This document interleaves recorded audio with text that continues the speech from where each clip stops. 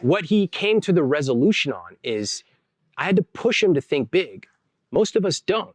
We've spent all our lives being told what we can't spend money on, that when we actually think about what we love, we don't actually know how to spend more on it. So what it turned out for him, he loves nice restaurants. Why? Because he never could eat there when he was a kid. He loves the experience. He loves the ambiance. He loves the artisanship or craftsmanship of the food being presented. So what would he do? He made a list of every Michelin-starred restaurant in DC. And I said, love it. Who are you going to take with you?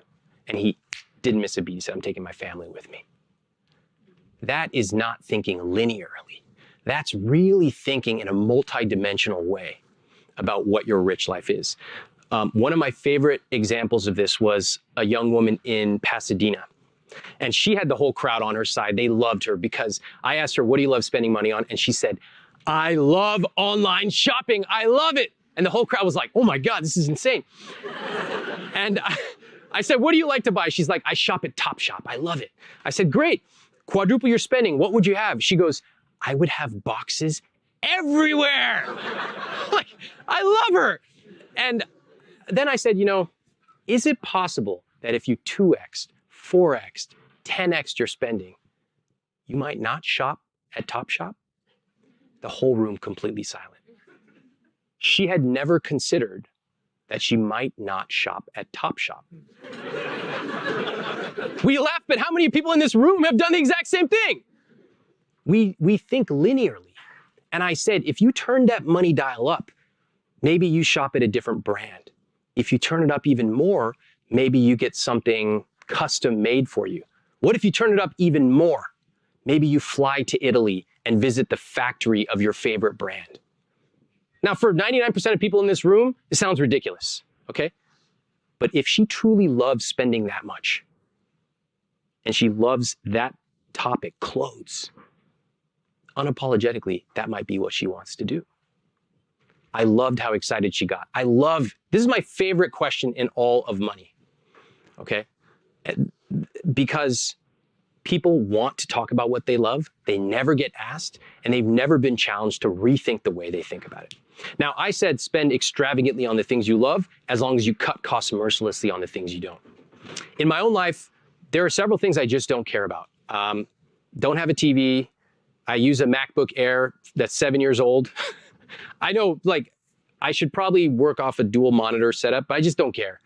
And I've lived in the same apartment for 10 years, and I've rented, and I know the society tells you that renting is throwing money away. That's not true.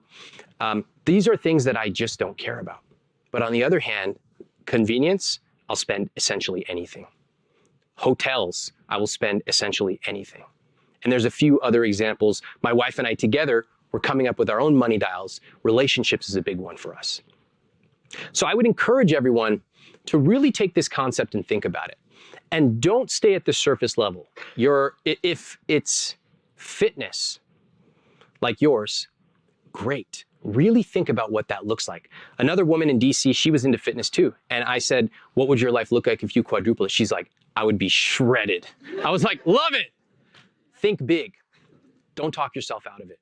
So that is what I've learned about money dials. I was raised, where our money dials come from and the way we think about money has a lot to do with the way we were raised. The way that I looked at the world, imagine I'm putting on a pair of glasses. My money lens, the way I look at the world, was frugality. Probably like some of the people in this room and some of the people watching. I was raised by two immigrant parents. My dad worked, my mom stayed at home with 4 kids. And I remember that when we would take a vacation for us was driving from Northern California to Southern California and staying with family. And on the rare time we went to Disneyland, which I think was once or twice, we would wake up really early from our cousin's house, go to Disneyland. We would pack lunches because there's no way you can buy 6 lunches for a family at Disneyland. It's too expensive.